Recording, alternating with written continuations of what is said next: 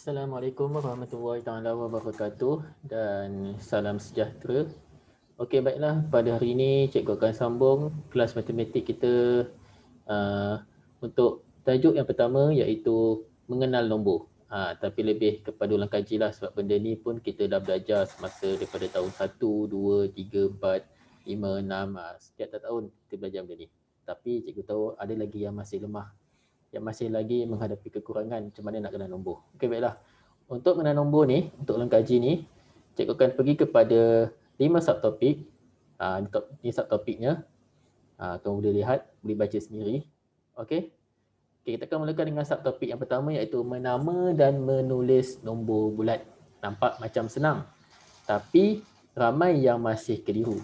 Jadi cikgu ada teknik cikgu sendiri. Okey, kita tengok baik-baik. Okey, sebagai contoh, nombor yang pertama. Kalau murid yang pandai, okey, dia akan terus baca 437,289. Tetapi kalau murid yang lemah, keliru, dia masih lagi, macam mana nak baca ni cikgu? Okey, kita tengok dulu nombor ni.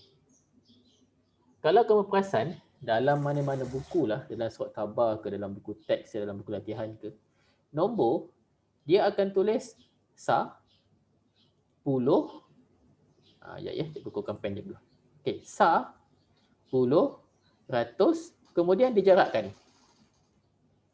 Lepas tu, mula balik. Ribu, puluh ribu, ratus ribu.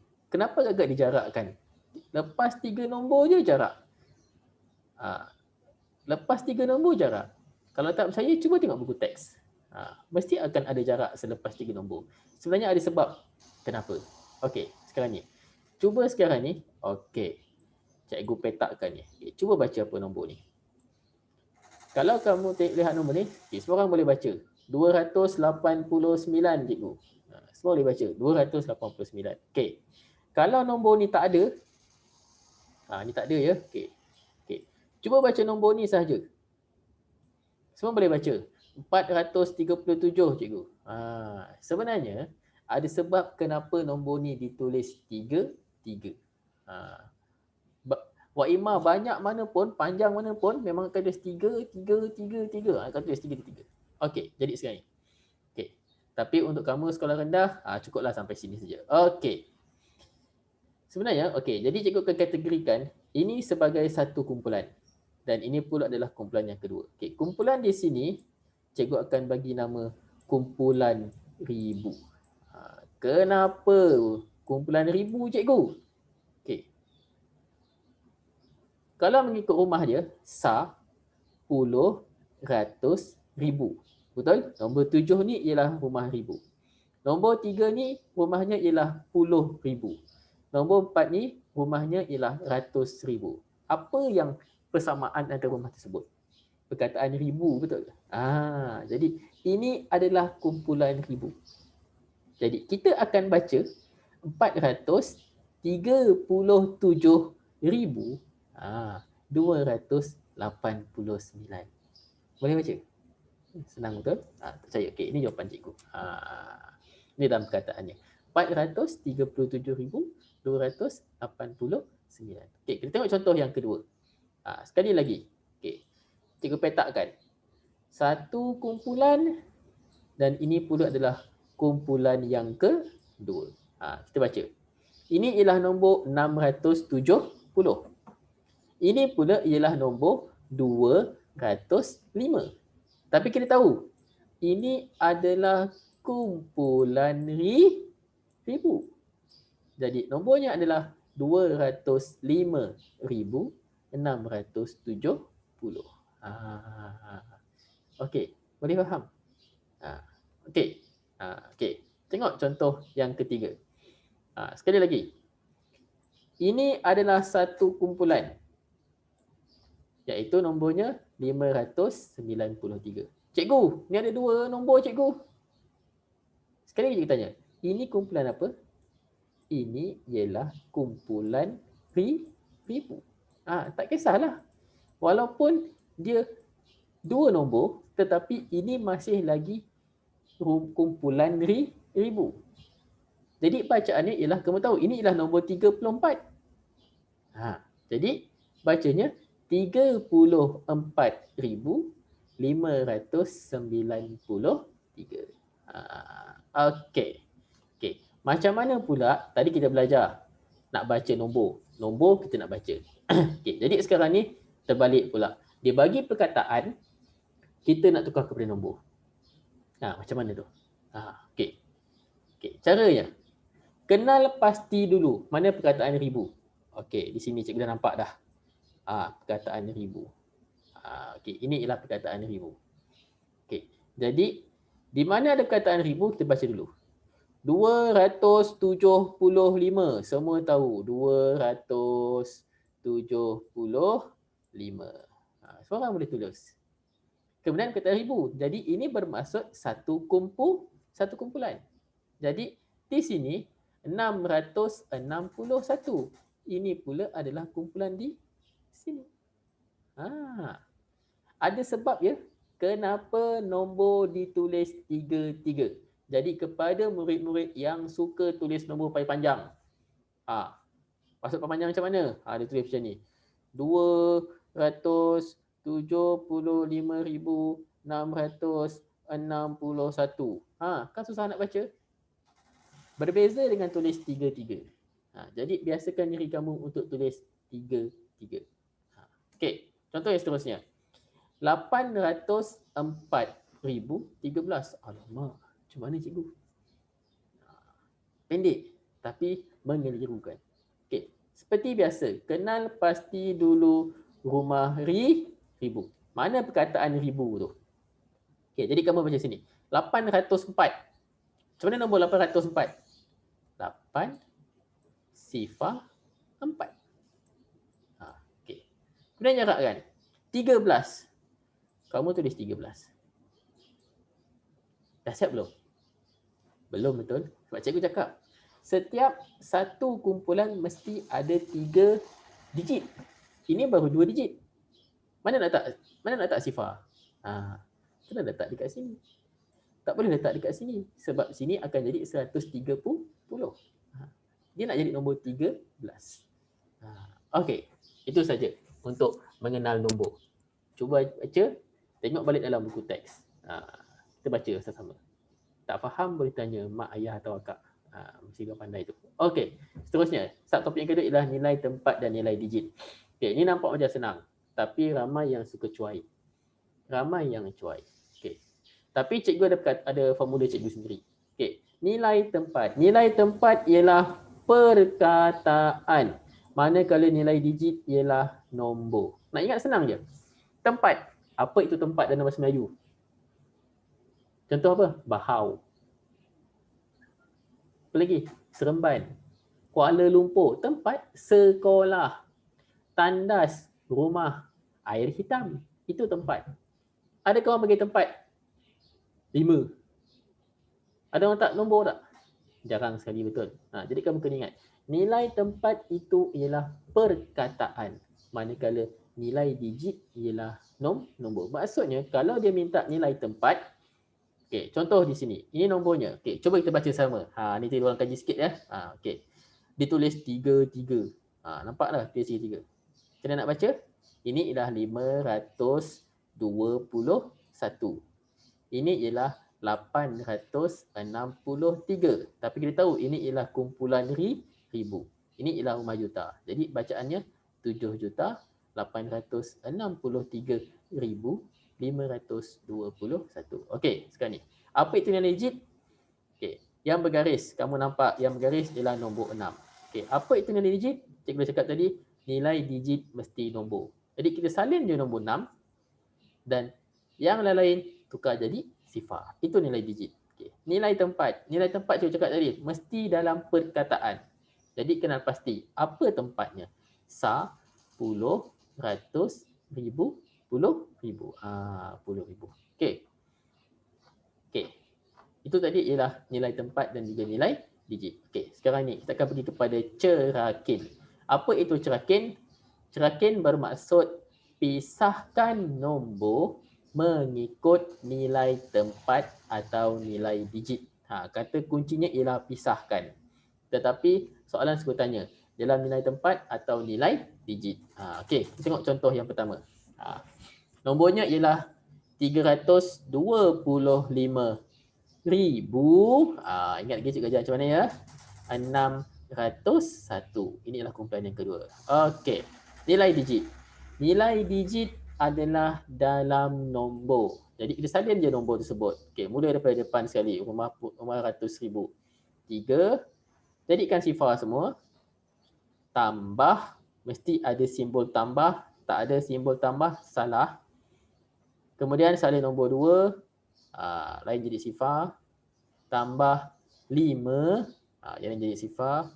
Tambah 600 jadi sifar. Tambah 1. Kenapa sifar tak payah tulis? Sebab sifar tu tiada nilai. Jadi tak perlu salin. Okey, ini pula ialah nilai tempat. Cerakinkan mengikut nilai tempat. Ingat ya, nilai tempat mesti dalam perkataan. Okey, jadi kita salin. 3. Rumahnya ialah 100,000.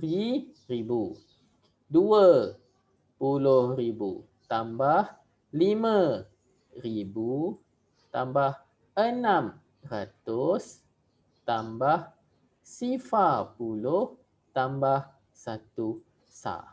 Tapi ni selalu ramai orang lupa. Dia tambah 1 je. Ingat ya, nilai tempat mesti kena tulis rumah untuk setiap nombor. Tapi ada beza. Okay, kalau korang perasan. Nilai digit, jika ada nombor sifar, tak perlu tulis. Sebab tiada nilai. Ingat digit tiada nilai. Tapi kalau cerakin mengikut nilai tempat, ada nombor sifar, kamu masih perlu tulis. Wajib tulis. Sebab dia nak tahu sifar tu rumah apa. Ni. Tengok baik-baik. Okey, kita tengok contoh yang kedua. Okey. Nombornya ialah 56,329. Ingat dia macam nak baca nombor? Okey. Nilai digit. Nilai digit dalam nombor. Salin je. Jadi kau jadi nombor sifar. Okey. Nilai tempat. Mesti dalam perkataan. Tapi nombor tu dalam nombor lah. Ni contohnya. Okey.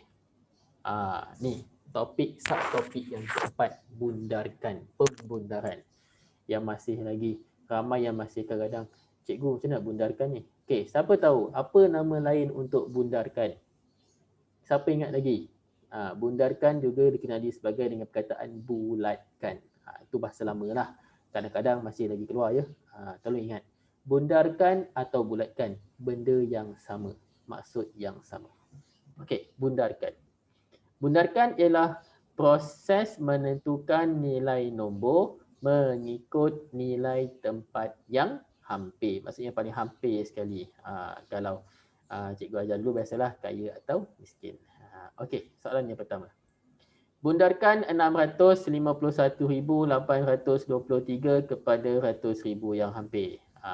Okey. Seperti biasa, kita tulis dulu nombornya. Kemudian kenal pasti mana satu rumahnya, iaitu rumah 100,000. Mana rumah 100,000? 10, 100,000, 10,000, 100,000. Ni rumah 100,000, iaitu nombor 6. Okey, kenal pasti rumah dahulu sebab dia cakap 100,000 yang hampir. Okey, seterusnya. Kita tengok pada jiran sebelah. Ni kawan sebelah kita ni. Okey. Kaya ke miskin? Ingat balik, mana yang kaya? Yang kaya ialah 5, 6, 7, 8, 9. Yang miskin, sifar 1, 2, 3, 4. Tak boleh bantulah. Okay, sebab jiran sebelah ni kaya, maka akan tambah 1. Jadi kamu akan dapat 6 tambah 1, 7. Yang lain ni, jadilah sifar. Jadi jawapannya 700,000. Okey, tengok yang baik. Okey, contoh yang kedua. Bundarkan 934,275 kepada 1,000 yang hampir. Okay, macam biasa, tulis dulu nombornya. Okey, kemudian kenal pasti rumah apa? Rumah 1,000. Mana rumah 1,000? Nombor 4. Ni rumah 1,000. Gariskan ya. Jangan tak gariskan. Nak gariskan ke, nak petakkan ke, nak bulatkan ke, terpulang. Okey. Okay, kamu dah gariskan rumah ribu yang mana. Okay, kemudian langkah yang kedua. Lihat jiran sebelah. Ni jiran sebelah dia ni. Nombor apa? Nombor 2. Kaya ke miskin? Ingat balik. Okay. Disebabkan jiran sebelah ni miskin, maka kita akan kekalkan nombor tersebut. Kemudian rumah lain akan jadi sifar. Yang depan ni salin sahaja. Jadi jawapannya 934,000.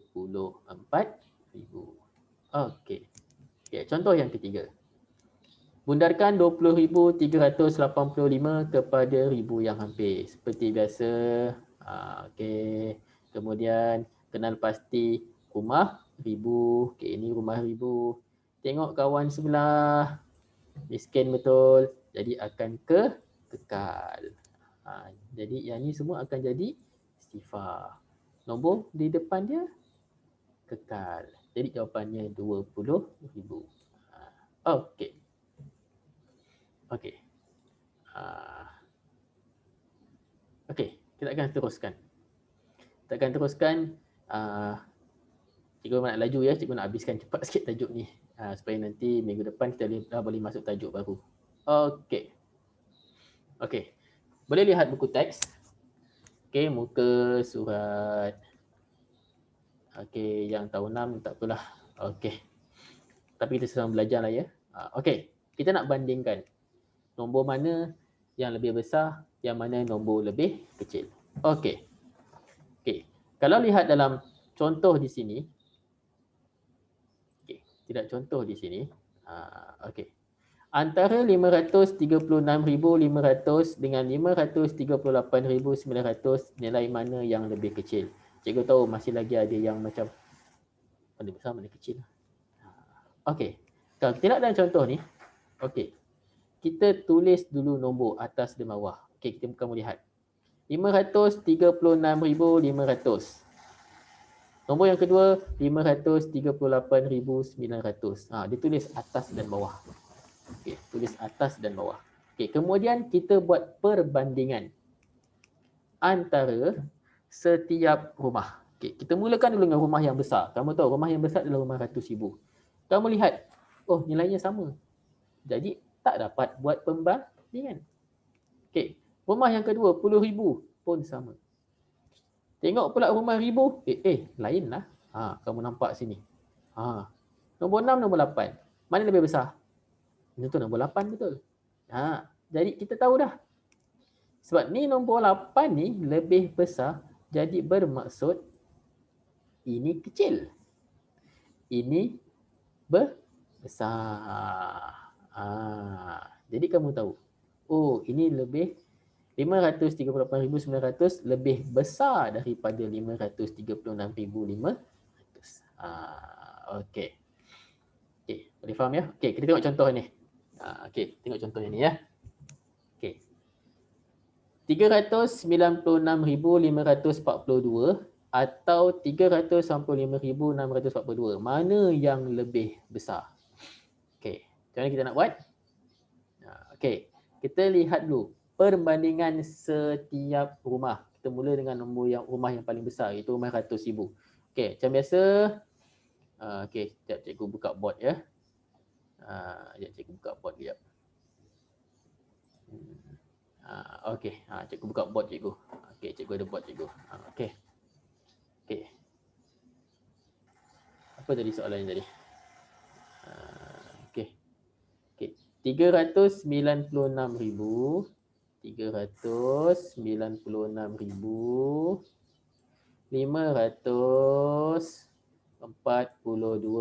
Kita tulis. Okey.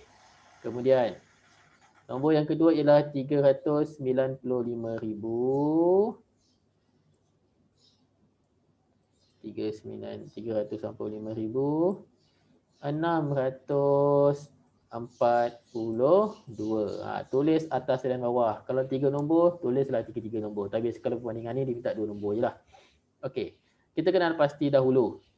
Okey, kenal pasti dulu. Okey. Rumah 100,000 dulu. 3 dengan 3 sama. Jadi tak boleh buat perbandingan. perbandingan. Okey, pergi pula rumah 10,000. 9 dengan 9 pun sama.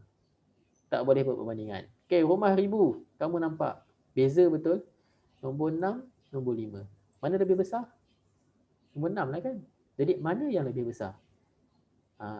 Ni yang lebih besar. 396,542. Lebih besar daripada 395,642. Mesti buat perbandingan macam ni. Bukannya kita mencongak guna otak. Tak nampak ya? Tulis atas dan bawah. Macam cikgu buat ni. Ya. Okey, tengok. Okey, kita tengok contoh. Okey, cikgu ambil satu contoh lah. Okey, soalan B pula. 668,095 dan juga atau 668,905. Mana lebih besar? Okey, sama juga. Sama juga. Mesti tulis. Jangan tengok macam ni. Memang tak nampak. Okey. 668,095. Okey. Nombor yang kedua 668,905. Okey, kita dah tulis atas dan bawah. Barulah kita boleh buat perbandingan. Okey, macam mana buat perbandingan? Okey, tengok dulu rumah 100,000. Okey, ini rumah 100,000. Sama. Rumah 10,000 pun sama. Rumah 1,000 pun sama. 500. Nombor sifar dan nombor 9. Mana lebih besar? 9 lah betul. Jadi nombor mana yang lebih besar? 668,905. Okey, nampak ya caranya? Mesti tulis atas dan bawah. Barulah kamu nampak. Bukannya kita mencongak guna otak. Memang tak nampak ya. Okey. Okey. Okey, mana buku teks cikgu tadi? Okey. Itu ialah perbandingan nombor. Okey, dan kemudian ialah subtopik yang terakhir sekali, iaitu ini mungkin baru untuk kamu. Ini baru ya, iaitu pola nombor. Okey, apa itu pola nombor? Okey. Pola nombor ni bermaksud bentuk corak. Okey. Ini contoh yang pertama. Okey. Untuk mengenal pasti pola nombor, yang pertama sekali kita kenal pasti menaik atau menurun. Okey, kamu tengok 360,210, 360,218, 360,226, 360,234. Kamu nampak nilainya makin naik, nilainya makin besar. Ataupun kamu dah nampak dah. Kamu nampak dekat sini. Okey, kamu nampak dekat sini. Ni nilainya sama. Pun sama. Pun sama. Pun sama. 360 ni semua sama. Dia nak kelirukan kamu kat situ. Yang berubah yang mana? Ni. Jadi kamu nampak perubahannya, coraknya adalah naik 88. Saya cuba naik 88. Bukan sebab ada jawapan kat sini. Okay, kamu nampak 10 pergi 18 tambah 8. 18 pergi 26 tambah 8. 26 pergi 34. Jadi pola nombor ini ialah tertib menaik dengan setiap nilai nombor bertambah 88. Ni budak cakap ni. Ini pola nombor tertib menaik 88. Mesti ada kataan tertib menaik dan apa nombornya. Okey, cuba tengok contoh yang kedua ni. Kamu nampak nombor semua sama. Mana yang tak sama? Rumah 100,000. Tengok nombor 5, nombor 6, nombor 7, nombor 8, nombor 9. Naik. Naik berapa? Naik 1. Ataupun 100,000. Okey. Kita cuba tengok. Okey, soalan sini. Tak ada jawapan ya. Okey. Kamu tengok. Okey, tengok baik-baik. Kamu nampak. Ni untunglah sebab dia dah gariskan betul. Dia dah merahkan dah. Okey. Yang berubah ialah rumah 1,000. Rumah 1,000. Nombor 7 pergi nombor 8, pergi nombor 9. Naik berapa tu? Naik 1,000. Jadi namanya ialah pola nombor tertib menaik 1,000. 1,000 ataupun 1,000. Okey. Okey, ini pula adalah contoh pola nombor tertib menurun. Okey, pun sama juga. Tengok dulu.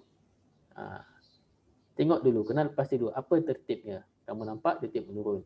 Kemudian yang berubah adalah dekat rumah Sa. Betul? 4 bagi Sifar. Sifar, okey, ini ialah tertib. Ini ialah tertib menurun 4. Okey, kita tengok soalan nombor C ni. Tengok C ni. Okey, kamu nampak dah. Okey, sekarang ni. Okey, tengok ni. Okey. Jangan tengok daripada sini, tengok anak panah dia ni. Tengok anak panah dia ni. Dia nak kelirukan kamu kat sini. Okey. Apa yang berubah? Rumah 10,000. Jadi 10,000. 10,000. Ini ialah tertib menurun. 8 pergi 7 pergi 6 pergi 5. Ini ialah pola nombor tertib menurun 10,000 10,000. Okey. Jadinya cikgu harap kamu dapat faham. Okey, dapat faham apa untuk nombor ni nombor bulat ni Okey. Boleh buat latihan, ada bekalkan latihan guna Google Form. Jawab terus dalam situ. Markah pun akan terus keluar, jangan risau. Tengoklah macam mana prestasi kamu. Kamu kumat ke tahu markah kamu. Dan insya-Allah pada minggu depan kita akan masuk satu nombor topik yang sama tapi subtopik yang baru. Tu pendek je lah. Iaitu nombor perdana. Apa itu nombor perdana? Okey, kita tunggu minggu depan. Okey, baiklah. Sekian saja untuk kelas pada hari ini. Wabillahi taufiq wal hidayah. Assalamualaikum warahmatullahi wabarakatuh. Dan bye.